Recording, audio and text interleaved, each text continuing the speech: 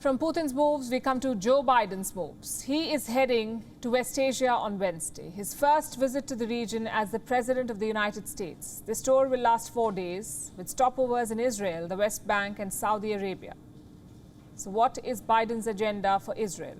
The integration of Israel in West Asia, further integration. What's the agenda for the West Bank? Providing investments and financial aid. And what about Saudi Arabia, a country he once called a pariah? Well, Biden is expected to discuss an Arab-Israel security alliance in Jeddah. And if reports are to be believed, he could also discuss the revival of arms sales to the Saudis. How should the world view this development? Does Joe Biden plan to revive the American war machine in West Asia? Here's a report. Flags, helicopters, and high hopes. I really hope that Biden, in his visit here, will try to solve some problems that we have with the Palestinians. Jerusalem is preparing for Joe Biden's visit. His first visit to the Holy Land as U.S. President. And the 10th visit as an American representative. It was in 1973 when he first visited the region. A 30-year-old junior senator at the time. He was brushed off by the Israelis for offering to mediate with Egypt. Half a century later, Biden is going back to Jerusalem. He's older, perhaps wiser, and the President of the United States. What's he expecting this time? A truce with Palestine? De-escalation in the region? Or the revival of America's war machine? Let's try to find out. Biden will land in Israel on Wednesday. His first stop will be the Ben Gurion Airport. He'll inspect a range of defense technology here. Decide whether to approve $500 million for their modification.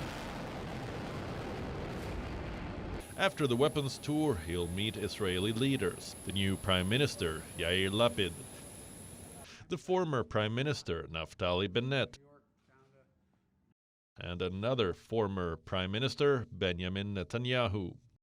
Reports say their names have been added to avoid the perception that the U.S. is picking sides.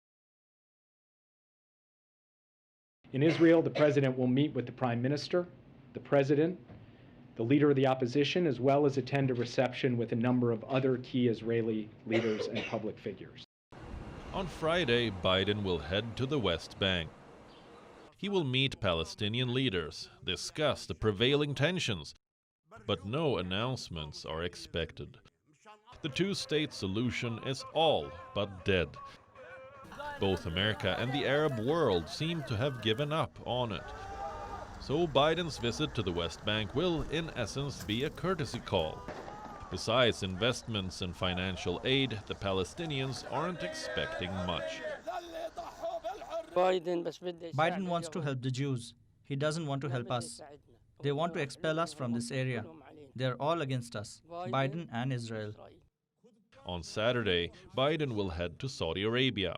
Interestingly, he will fly to Jeddah directly from Tel Aviv, a path rarely followed by the kingdom, which officially has no ties with Israel. This is a bid to solidify Riyadh's ties with the Jewish state. Help Israel integrate itself further into West Asia. The question is, what he will do in Jeddah after landing. Discuss a security alliance between Israel and Arab nations, an alliance to counter the growing threats from Iran.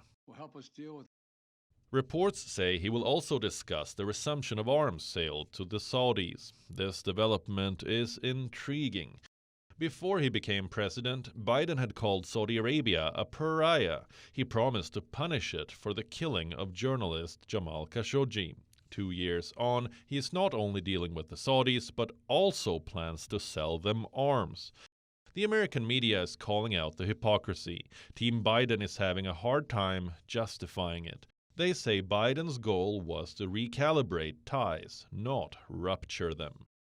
We have had contact with Jamal Khashoggi's family. The president has not himself spoken with them, but he has been focused on this issue from the beginning.